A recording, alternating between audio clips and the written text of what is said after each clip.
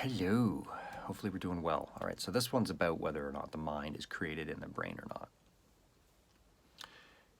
I've come to the conclusion that it's not. I may not be a doctor and I may not be a scientist, but I do feel I've done my due diligence in my research, or studying, I should say, over 2 decades. I've studied not only like near-death experiences, but ancient spirituality and their beliefs, go even quantum physics. And I've come to the conclusion that no, the mind is not created by the brain. Even Erwin Schrödinger, Schrödinger's cat, his famous quote is, "The number of minds in the universe is one. In fact, consciousness is a singularity." All right, that right there should be left alone. And then plus you have your seven hermetic principles. For those who don't know, I suggest you look up the Hermetic principles. Very influential, especially in science nowadays, and very popular scientists back in the day, early scientists. But the first principle in this Hermetic set of principles is that the all is mind. That's the first one. The all is mind. So everything is mind. And you got to think, everything that you wear, use, live in, was all created from somebody's mind. Right? So that makes sense as far as I'm concerned. But to scientifically prove it is obviously a different one. Even though science is an adolescent, it's only, 400 years, 500 years old, if you want to go for modern science.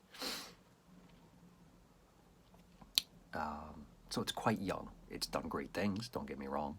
Very awesome. I do appreciate it, but still, it's quite young. Now, the two arguments that I want to use here for the materialist scientist is that, so Neil deGrasse Tyson, when people talk about the near-death experience where they see a light and they go towards it, his argument is that, okay, well, you're on an operating table, and what's above you? A big light. He's got a fair point. And probably in a lot of cases, that's probably the case. I will admit that, sure. But not everybody who has this experience is on an operating table or even in the back of an ambulance. And it's in the middle of the night. There's no lights, and they still have this experience. Okay, well, you could argue, well, the brain then is creating this experience. All right, if that's the case, then I would ask that you look up this gentleman by the name of Dr. Edwin Alexander, Dr. Edwin Alexander, and his book is called Proof of Heaven. So he was or is a neurosurgeon.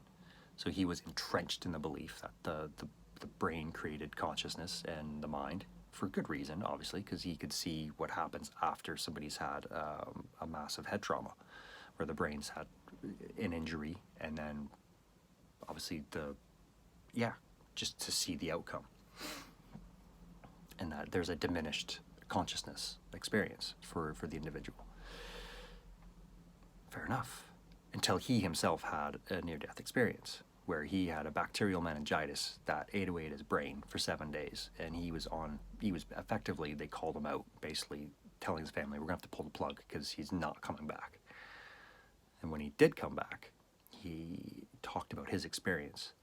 And the fact of the matter is, even when his brain was almost pretty much dead, there was almost nothing left to be used, he was having the most vibrant experience, more vibrant and more real than what we actually experience on a day-to-day basis.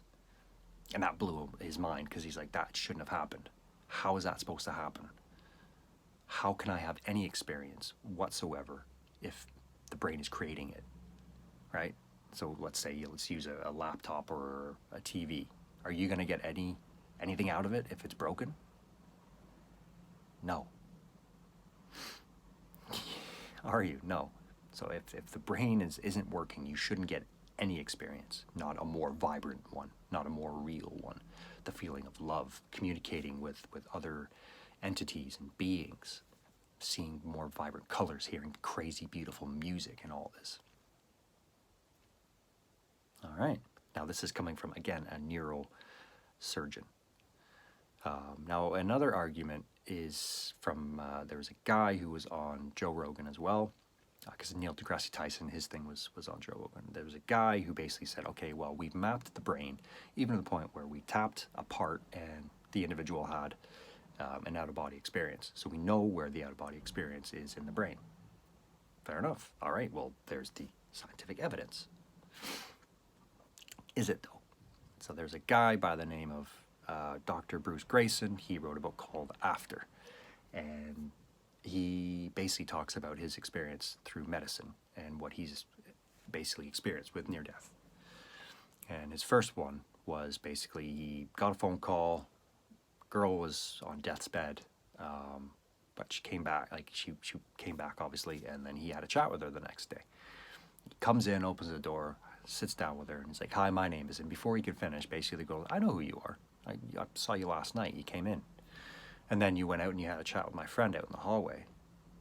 And then she went on to explain a bunch of other events that had happened, up to the point where she followed him into his office, was able to say what was on the sticky notes, and also that he had a spaghetti stain on his tie, which nobody knew about because he was wearing a white lab coat, and the only time he took that lab coat off was when he was in his office.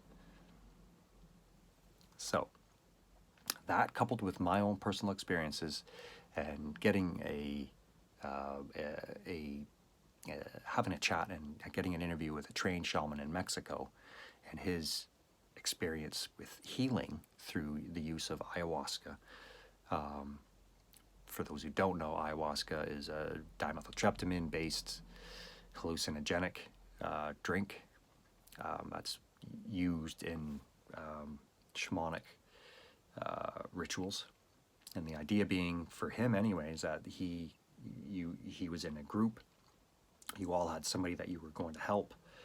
They went into their practice, and for him, he ended up going to this person's house who had cancer. He saw him on the couch because he couldn't sleep on the bed anymore. It was too painful. So he was on the couch, and he basically saw him on the couch in this other realm.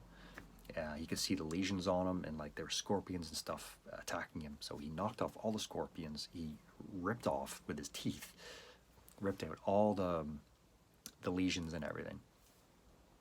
And then within the next day or two, after this whole thing, the guy was cleared of cancer, cured. Again, how does a mind create that? So that's just a basic for me. I can talk long about that, but that's my argument for why I believe that the mind is not created by the brain. Hopefully we're all well. Hopefully you got something out of that, and I would highly suggest that you probably look into this yourself, because like I said, the implications on that is huge. If the mind is not, consciousness is not created from the brain, and it's everywhere. Love you all very much. Let's be good people. Peace.